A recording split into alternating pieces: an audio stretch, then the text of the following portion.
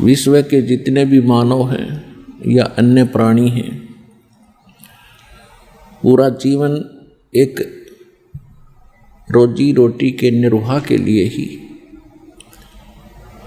करते करते पूरा समाप्त कर जाते हैं और कोई ना कोई त्रुटि फिर भी रह ही जाती है। परमेश्वर ने आके हमें ज्ञान कराया और आप जी के ऊपर मेहर की, आपको यहाँ वो परमात्मा ही लाया है, नहीं तो काल भगवान आपको ऐसे शुभ स्थान पर आने नहीं दे सकता। ऐसे सत स्थान के अतिरिक्त ये कहीं जाओ,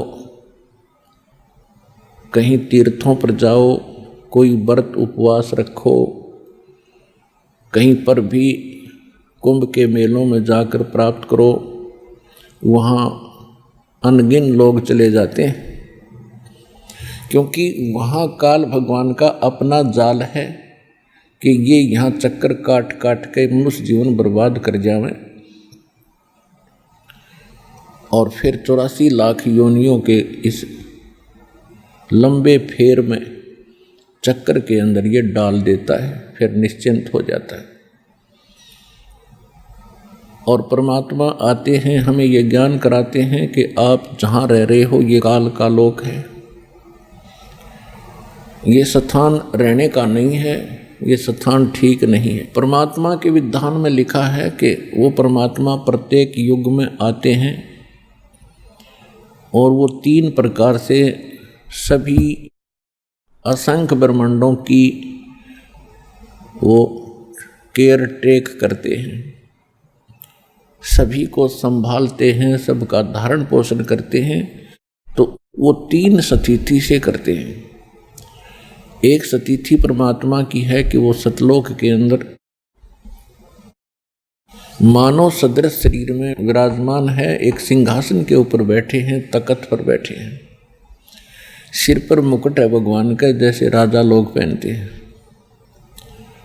और ऊपर एक श्वेत छत्र है, छत्र छाता, और एक बहुत बड़ा आलीशान गुम्बज है, उसके सेंटर में भगवान बैठे हैं, सतपुरुष बैठे हैं, अमर पुरुष बैठे हैं। उनके एक रोमकूप में यानी एक रोम में समझो बाल में इतनी चमक है, करोड़ सूर्य मिला दे, करोड़ चंद्रमा, दोनों की मिली जुली रोशनी भी फीकी रहे तो बाकी बॉडी का कितना प्रकाश होगा ये अंडरस्टूड है। उसके पश्चात परमात्मा दूसरी स्थिति में प्रत्येक युग में एक लीला करने आते हैं और किसी सरोवर के अंदर जहाँ कमल के फूल खिले होते हैं उस पर आकर के नवजात शिशु का रूप धारण करके सतलोक से चलकर आते हैं अपने निज स्थान से, और वहाँ एक शिशु रूप धारण करके कमल के फूल पर विराजमान होते हैं। वहाँ से कोई निसंतान दंपति उनको ले जाते हैं और वहाँ उनकी परवरिश की लीला कुंवारी गायों से होती है। ये परमात्मा ने लीला की है और वेद उसका साक्षी है, वेद उसके विटनेस हैं कि परमात्मा नवजात शिशु रूप धारण करके जब आते हैं वो ऐसी ही लीला करते हैं। तो कबीर परमात्मा ये जो बनारस में, काशी में धानक रूप में रहा करते थे, जुलाहे रूप में, ये अमर पुरुष हैं, ये सत्य पुरुष हैं, असंख्य ब्रह्मांड के ये रचनहार हैं, सृजनहार हैं, और हम सभी आत्माओं के भी ये उत्पत्ति करता है, ये सर्व उत्पादक प्रभु हैं। तो ये दूसरी प्रकार की लीला प्रत्येक युग में करते हैं और प्रत्येक युग में इनके भिन्न भिन्न यहाँ नाम होते हैं। जैसे सतयुग में सत्सुकृत नाम रहता है भगवान का, उसमें ऋषि परंपराएं ज़्यादा होती हैं जो साधु संत भक्ति मार्ग दर्शाते हैं, तो उसमें ऋषि सत्सुकृत नाम से परमात्मा प्रसिद्ध हुए थे।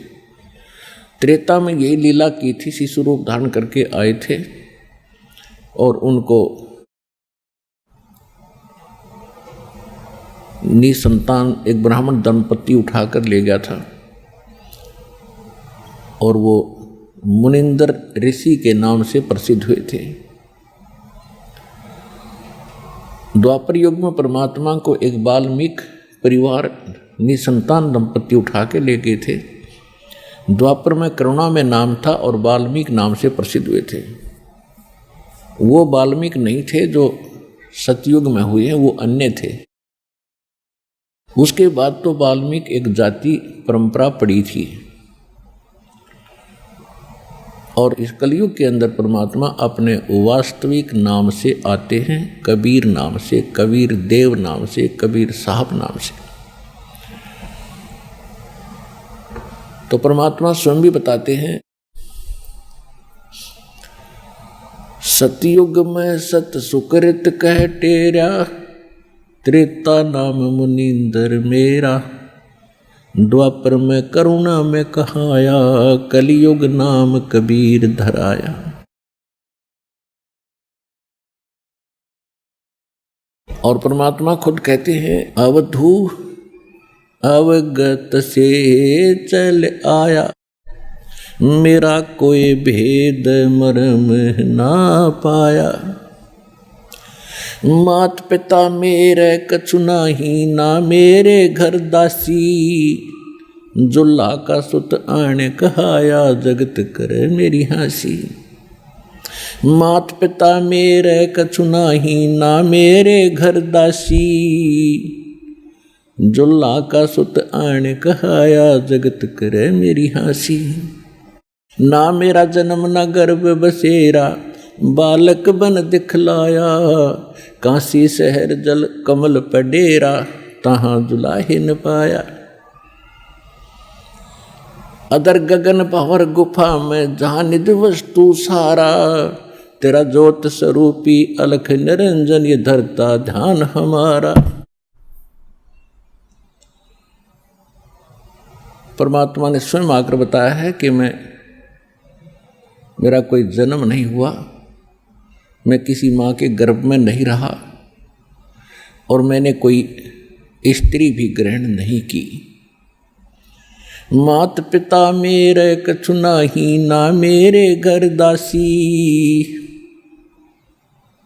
दासी माने पत्नी को संत भाषा में, क्योंकि पहले सतयुग त्रेता द्वापर में बहनें अपने पतियों की बहुत सेवा किया करती थी सच्चे दिल से, और वो पति भी नेक चलन और नेक स्वभाव के होते थे। अब तो शराब पी कर रोज कूटें तो वह क्या सेवा करे उस नालायक की। तो इसलिए वो एक परमात्मा कहते हैं, मात पिता मेरे कछु नाही, ना मेरे घर दासी, जुल्ला का सुत आन कहाया, जगत करे मेरी हंसी। आज मुझे धानक जुलाहा सुदर कह के मजाक उड़ा रहे हैं।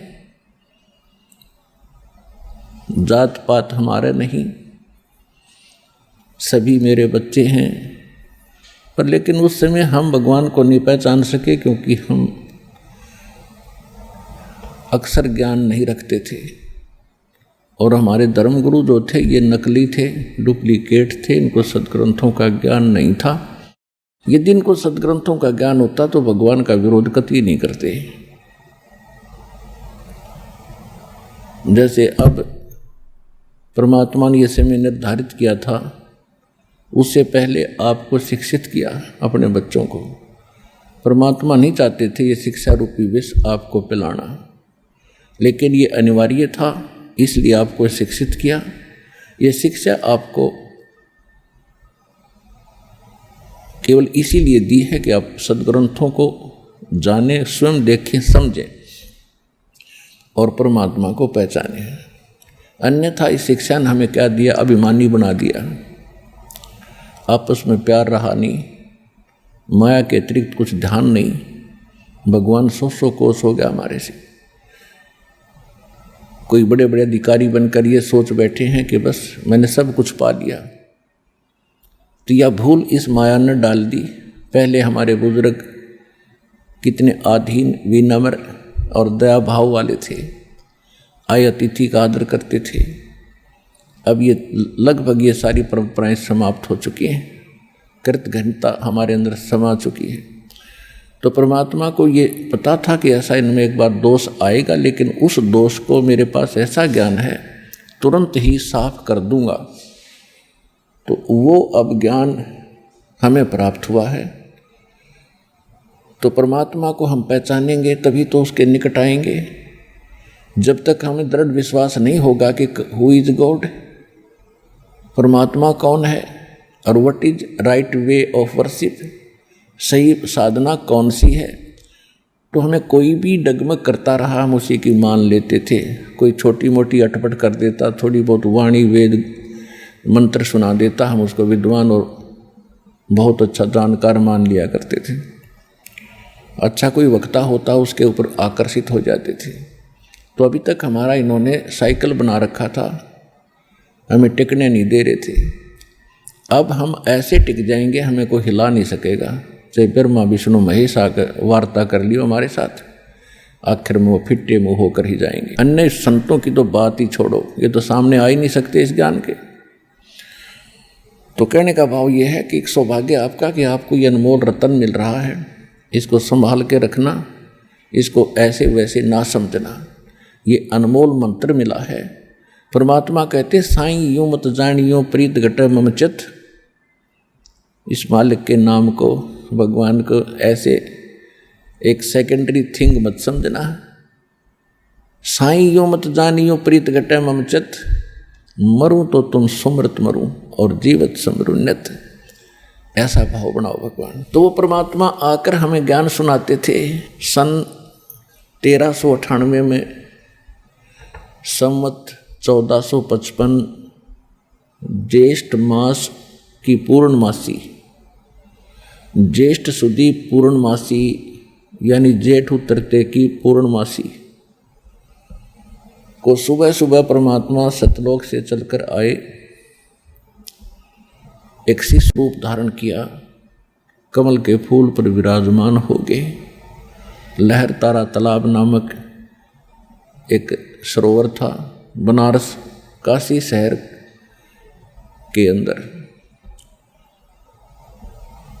वहाँ से उनको एक नीरू नीमा नाम के जुलाहा दंपति जो निसंतान थे वो उठा ले गए। ये नीरू नीमा उसी जन्म में ब्राह्मण थे, गौरी शंकर और सरस्वती इनका नाम था। मुसलमानों ने इनको जबरदस्ती मुसलमान बना दिया था। पहले ये शिव के पुजारी थे, इन्होंने फिर वो शिव की पूजा छोड़ के जो मुसलमानों की क्रियाएं थी वही प्रारंभ कर दी थी, और इसके साथ साथ उन्होंने जुलाहे का काम प्रारंभ कर दिया था। पहले जो दक्षिणा आती थी उससे अपना निर्वाह करते थे, फिर बाद में वो दक्षिणा बंद होगी क्योंकि वो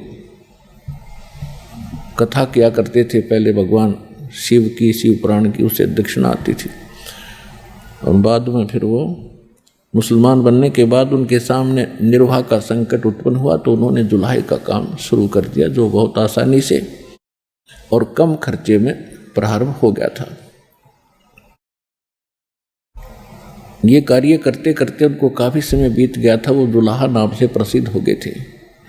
उस समय परमात्मा उनको मिले और वो उठाकर ले गए थे। जिस समय परमात्मा सतलोक से आए, शिशु रूप धारण किया, ऊपर से आ रहे थे तो वहाँ एक अष्टानंद नाम के ऋषि उसी लहर तारा तालाब के ऊपर प्रतिदिन स्नान करने जाते थे। स्वच्छ जल था, गंगा की लहरों से उछलकर वो सरोवर का रूप धारण किया करता था।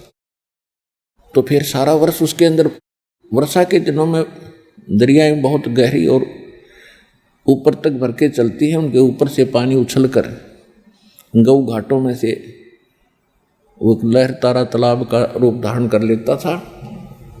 और फिर सारा वर्ष स्वच्छ जल, क्योंकि गंगा का जल खराब नहीं होता, सारा वर्ष वो फिर शुद्ध जल उस सरोवर के अंदर एकत्रित रहता था। उसमें कमल के फूल उगे रहते थे। वहाँ पर एक बाहर बनी में जंगल सा होता था, उसके चारों तरफ वृक्ष सुंदर उगे हुए होते थे। तो वहाँ पर अष्टानंद नाम के एक ऋषि प्रतिदिन अपनी स्नान भी करते थे और सुबह सुबह वहाँ कुछ साधना भी किया करते थे। और अष्टानंद जी कौन थे? ये स्वामी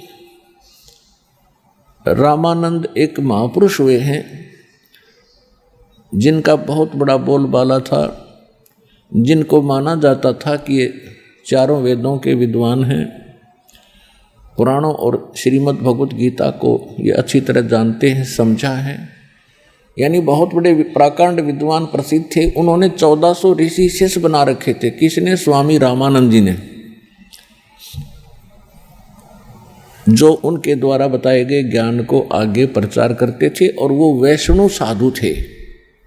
स्वामी रामानंद जी श्री विष्णु जी को इष्ट रूप में मानते थे, वैष्णव परंपरा से संबंधित थे और वैष्णव परंपरा का ही वो आगे प्रचार करते थे। जिसको भी वो शिष्य बनाते थे एक कंठी देते थे। कंठी कैसे होती है? एक धागे के अंदर तुलसी की लकड़ी का एक मन का एक जनेऊ जैसे धागे में बांधकर गले में लटकाते थे। वो पहचान होती थी कि इसने वैष्णव परंपरा से दीक्षा प्राप्त कर रखी है, तो ऐसी वो एक कंठी भी देते थे। और उन्हीं 1400 ऋषियों में से एक अष्टानंद ऋषि थे, जो लहर तारा तालाब के ऊपर प्रतिदिन अपनी साधना स्नान करके वह प्रतिदिन अपना नित्यनेम किया करते थे। ब्रह्म मुहूर्त सूर्य उदय होने से पहले लगभग 1.5 घंटा उसको ब्रह्म मुहूर्त बोलते हैं।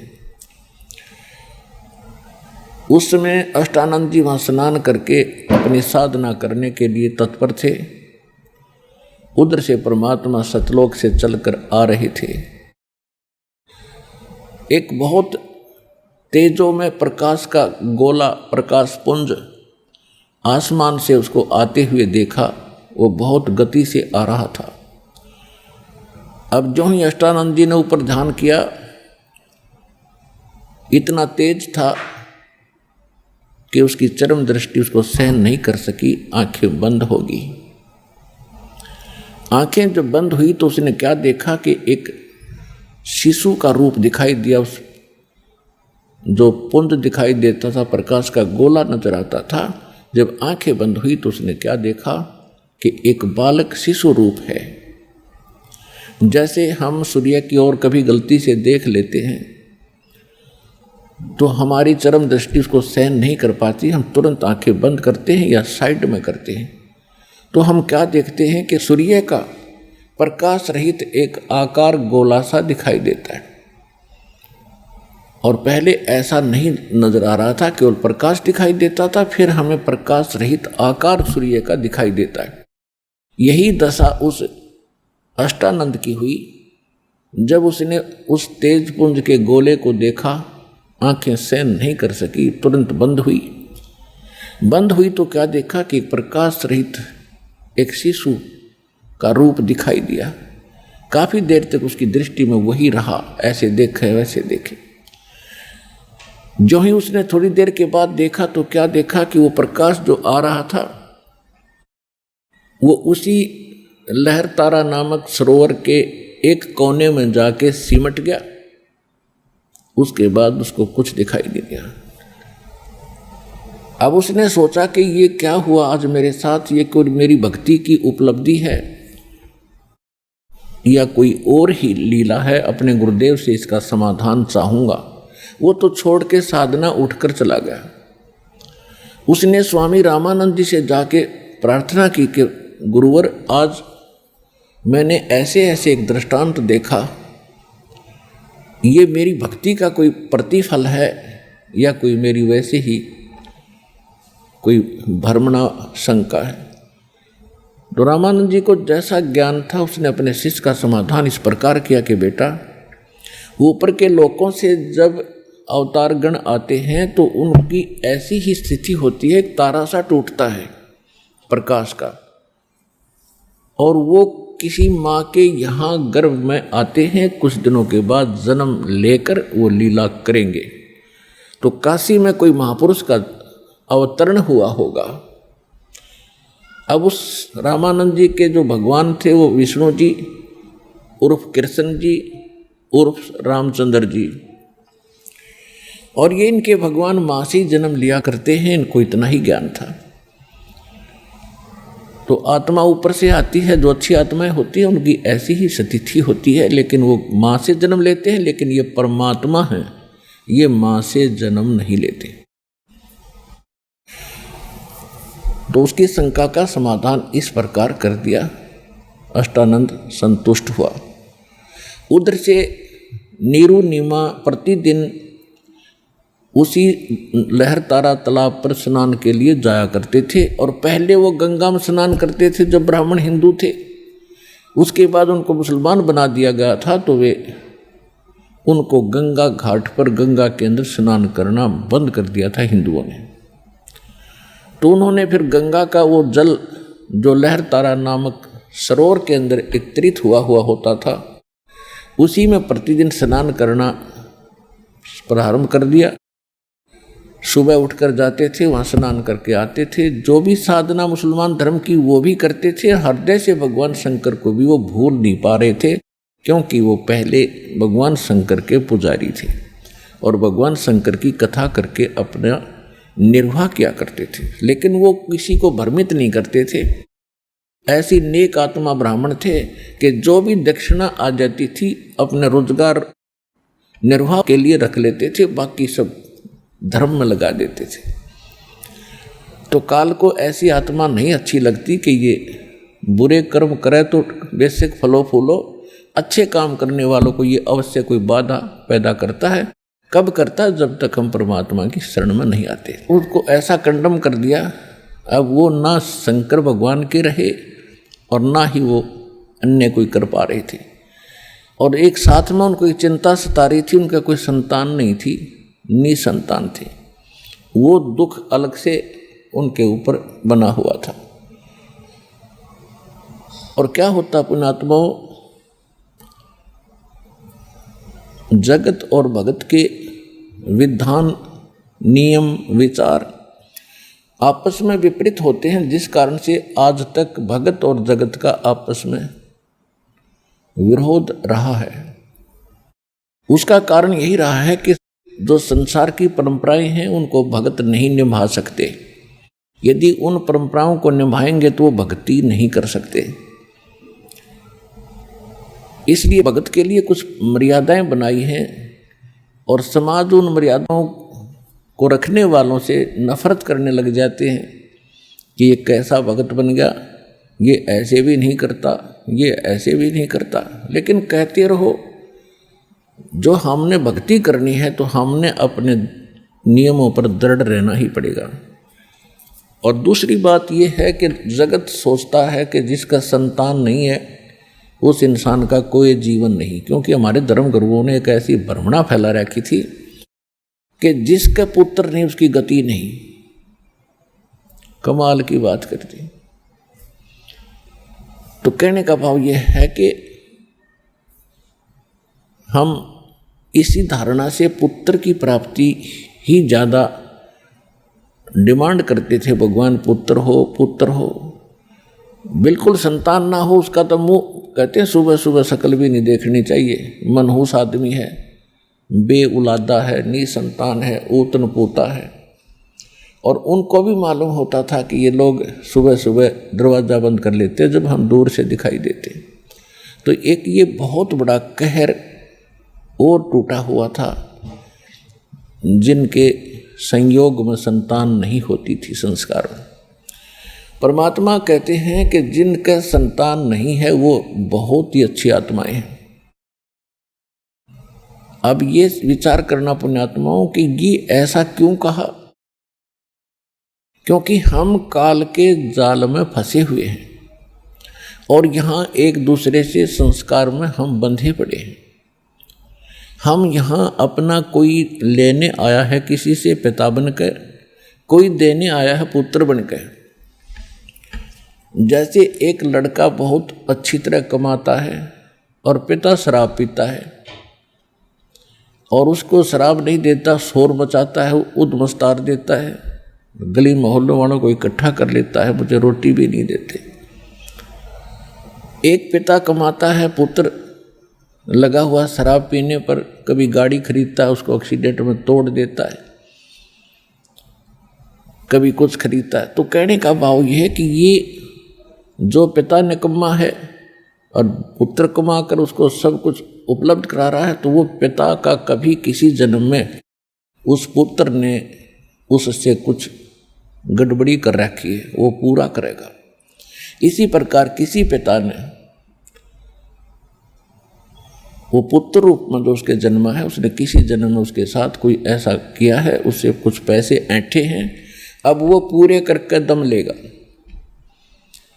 एक समय सुखदेव ऋषि 12 वर्ष तक मां के गर्भ में रहे और सुखदेव ऋषि व्यास जी के पुत्र थे, वेद व्यास जी के। 12 वर्ष के बाद वो जब मां के गर्भ से बाहर आए तो बाहर आते ही वो 12 वर्ष की आयु का बच्चा बन गया। और व्यास जी को ये मालूम था कि मेरी पत्नी के गर्भ में पुत्र है, इतना इनको आभास हो जाता था। तो बड़ी खुशी मनाता था कि जब बच्चा जन्मेगा मैं बड़ी प्यार करूंगा, लाड करूंगा अपने पुत्र के, क्योंकि पुत्र की महिमा हमारे समाज में गणी थी। और सुखदेव ऋषि को माँ के गर्भ में ये ज्ञान था कि बाहर जाते ही हमारी अकल पर पर्दा गिर जाता है, हम भक्ति छोड़कर बकवादों में लग जाते हैं। माँ के गर्भ में प्रत्येक प्राणी को याद रहता है कि पिछले जन्म में मैंने कितनी गलतियाँ की, मुझे कितने मानुष जन्म मिले, मैंने कैसे बर्बाद किए। तो माँ के जन्म में ये रह कर दुआ करता है, परमात्मा ठीक ठाक मेरा मानव शरीर मुझे बाहर निकल जाए इस नरक से, माँ के गर्भ से, तो मैं सदा आपको याद करूँगा, कोई बकवाद नहीं करूँगा। अब मुझे याद है मैंने पिछले जन्म कैसे बर्बाद किए, मनुष्य के अनमोल जन्म खोए। तो माँ के गर्भ में प्रत्येक को ऐसी याद रहता है। बाहर आते ही हमारे ऊपर त्रिगुणमयी माया का, रजगुण ब्रह्मा, सतगुण विष्णु, तम गुण शिव जी, क्या जो प्रभाव है एकदम अचेत कर देता है, सब भुला देता है, ये काल का जाल है। तो उस ये त्रिगुणमयी माया हमारी बुद्धि पर पत्थर डाल देती है, उस पत्थर को हटाने के लिए साधु संत रूप में परमात्मा आते हैं। तो सुखदेव ऋषि ने 12 वर्ष तक बाहर इसलिए नहीं आया कि बाहर आते पर्दा गिर जाता बुद्धि पर, और ये ब्रह्मा विष्णु महेश के जो तीनों गुण हैं ये हमें मूर्छित कर देते हैं। जब 12 वर्ष तक माँ के गर्भ में रहा तो ब्रह्मा विष्णु महेश को चिंता हुई कि ये तो हमारी परंपरा खराब कर देगा। माताएं 9 महीने में कितनी दुखी हो जाती हैं बच्चों को पेट में रखने में, और 12 वर्ष तक रखा करेंगी तो हाहाकार मच जाएगी। इस दिन तीनों देवताओं ने आके उस सुखदेव ऋषि से कहा कि भाई बाहर आओ ऋषि जी, ऐसा ना करो, ये 12 वर्ष तक गर्भ में रहेंगे बच्चे तो कितना कष्ट होगा। तो सुखदेव जी ने कहा कि आपके अंदर से जो रेज निकल रही हैं, किरणें निकलती हैं गुणों की, ये बाहर आते मूर्छित कर देती, ये मुझे ज्ञान हो गया है। आप जब तक मैं बाहर आऊँ तब तक अपनी इस माया को रोको, अपने अपने गुण को रोको। तो उन्होंने कहा देखो इनको हम ज़्यादा नहीं रोक सकते, ये तो ब्लड प्रेशर की तरह है, ज़्यादा रोक दिया तो मर जाएंगे, हमारे बस की बात नहीं है, लेकिन हम इतनी देर रोक सकते हैं बस। फिर उसने कहा तुम इतनी देर रोक दो। तो जैसा भी उन्होंने थोड़ा बहुत कंट्रोल किया, इतने वो बाहर आ गया। ब्रह्मा विष्णु महेश चले गए, सूक्ष्म रूप में वो दिखाई दे रहे थे उसको। अब कहने का भाव ये है कि उसको चेतनता रही और पिछली भी याद रही और भविष्य भी उसको ध्यान में रहा कि मैं मनुष्य जीवन क्यों मिला है, क्या करना चाहिए। जब वो उठकर चलने लगा, मां के गर्भ से बाहर आते ही 12 वर्ष की उम्र का बच्चा गर्भ से बाहर आया, तब छोटा रूप था, बाहर आते एकदम ओरिजिनल उसका जितना रूप था 12 वर्ष का बन गया। और अपनी ओरनाल जो नाभि से जुड़ा हुआ होता है जेर सी, उसने कंधे पर रख के अरे चल पड़ा, अक्की तागे काटूंगा इसने। तो व्यास जी ने कहा बेटा, अरे बेटा सुखदेव, गर्भ में नाम रख दिया था उसका सुखदेव। क्योंकि माँ कह रही थी 12 वर्ष हो गए बच्चे को मेरी गर्भ में और मुझे कोई पीड़ा नहीं, कोई दुख नहीं, तो इसका नाम मैं सुखदेव रखूंगी। सुखदेव। दूसरा इसको सुखदेव भी कहते हैं, सुखदेव। वैसे सुखदेव तो ये तोते के अंडे में था पहले, उससे फिर पार्वती और शंकर जी का एक ज्ञान सुना था, उससे फिर ये तोते का शरीर छोड़कर व्यास की पत्नी के गर्भ में मानव शरीर प्राप्त किया था। लंबी कथा कभी फिर सुनाएंगे। तो व्यास जी ने कहा कि बेटा सुखदेव, एक बार दर्शन दे मुझे, तेरे लिए मैं बहुत दिन से तड़प रहा था, पुत्र मोह में व्याकुल हूं मैं। तो सुखदेव ने कहा ऋषि जी, अब मुझे ज्ञान हो गया है, अब मैं इस झंझट में पैर नहीं फंसाऊंगा। ऋषि जी, ना जाने कितनी बार आप मेरे बाप बन दिए और ना जाने कितनी बार मैं आपका बाप बन लिया। यह तो बुरी बीमारी है, इसका मेरा पीछा छूटने दे। और इसलिए मैं आपकी शक्ल भी नहीं देखूंगा, कहीं मुझे आप में मोह ना हो जा। इसलिए आगे चल रहा है, जवाब देता हुआ जा रहा है, कह रहा है, एक लेवा एक देवा दूतम और कोई किसी का पिता नहीं पूतम। ये ऋण संबंध जुड़ा एक ठाठा, अंश में सब 12 बाटा। ये सूक्ष्म वेद में परमात्मा बता रहे हैं कि ये वार्ता उनकी हो रही थी। सुखदेव ऋषि कह रहा था कि ये तो एक ऋण संबंध, परिवार आपस में जुड़े हुए हैं। आज आपको ठाठ नजर आ रहे हैं, ये बेटा है या बेटी है, ये माता है, ये पिता है। और अंत में जब मृत्यु होगी, कोई पशु बनेगा, कोई पक्षी बनेगा, कोई कहीं जन्मेगा, कोई कहीं जन्मेगा। अंत में सब 12 बाट यानी 12 रास्ते होंगे, अलग अलग हो जाओगे। तो ये ऐसी व्यवस्था है। तो कहने का भाव ये है कि यहाँ कोई लेने आया है पुत्र बनकर और कोई देने आया है पिता बनकर। जैसे आजकल ये विष खा रहे हैं, रिश्वत लेते हैं, अगले जन्म में वो रिश्वत देने वाला उस लेने वाले का दामाद बनेगा, लड़की भी लेगा और बहुत घना धन भी लेगा, या ब्रह्मटी होगी तुम्हारी। तो ऐसे झंझट में अब हम पैर नहीं देंगे। बिना ज्ञान में तो ना जाने कहाँ कहाँ क्या क्या दुख हमने मोल ले लिए बेमतलब के। अब दास को जब ये ज्ञान हुआ, उसके बाद एक अलग से चश्मा लगता है ज्ञान का। दास जूनियर इंजीनियर की नौकरी करता था, civil junior engineer in Haryana government irrigation department. एक IAS ऑफिसर डायरेक्टर लगा माइनर इरिगेशन डिपार्टमेंट का, और उसके 6 महीने रह रहे थे रिटायरमेंट के। तो उसने क्या किया, उसी समय लड़की का विवाह रख दिया। उसको मालूम था कि जितने भी अधिकारी हैं, इंजीनियर हैं, चीफ इंजीनियर हैं, ये सब आएंगे, गिफ्ट देंगे, खूब दान करेंगे। उस समय उसने 3.5 लाख रुपए सन 1989 में 3.5 लाख रुपए लड़की के विवाह पर लगाए। आज उन 3.5 लाख की गणना करें तो मेरे ख्याल में 35 लाख हों। वो रिटायर हो गया, लड़की का ब्याह कर दिया। उसके रिटायर के 6 महीने के बाद वो दामाद मर गया। इकलौता पुत्र था, अच्छा अफसर था अगले, क्योंकि अफसर का ब्याह अपनी बेटी ने। उसके रिटायर होने के 6 महीने के बाद उसकी मृत्यु होगी दुर्घटना में। अब वह लड़की की कोई संतान नहीं। अब उसको ये महसूस हुआ कि ईब तो 3.5 लाख रुपए में ब्याही थी, अगर दोबारा ब्याहूंगा तो 7 लाख लगेंगे।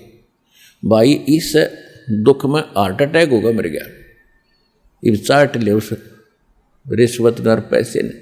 आगे क्या होगा, फिर पीछे तू पशुआ की जय गद्दा बैल बनाई, ये 56 भोग कहाँ मन भोरे, कित कुरडी चरने जाई। वो कहर अगला तो दिखता ही नहीं आपको, वो इस सत्संग और भगवान के विधान से आपको दिखाया जाता है।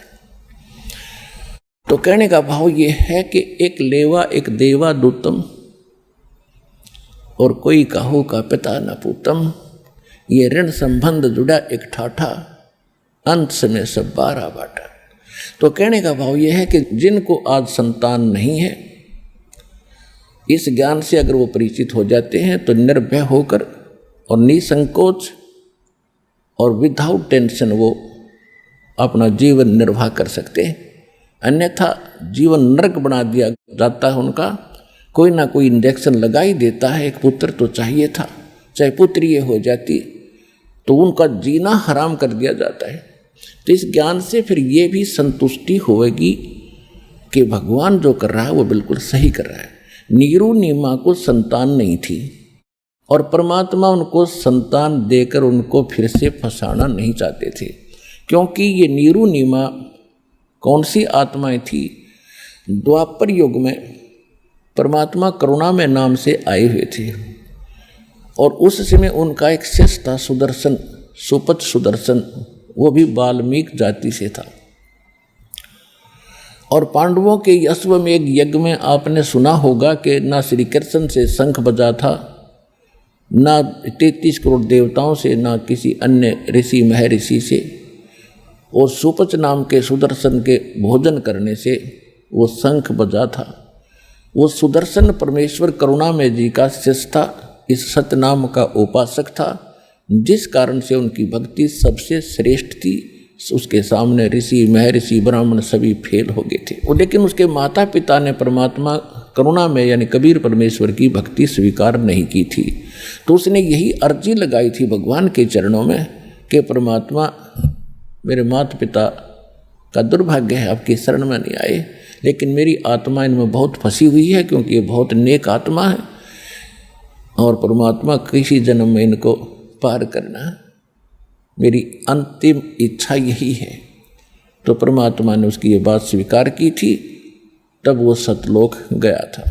तो उस आधार से भगवान उन्हीं के घर में स्वयं आगे शिशु रूप धारण करके उनको इस झंझट में फंसाया नहीं। तो पुण्यात्मा, ये तत्व ज्ञान है, आपको इस संसार में जीने के लिए भी सहारा देगा और ये सत्य है, कंप्लीट सत्य है।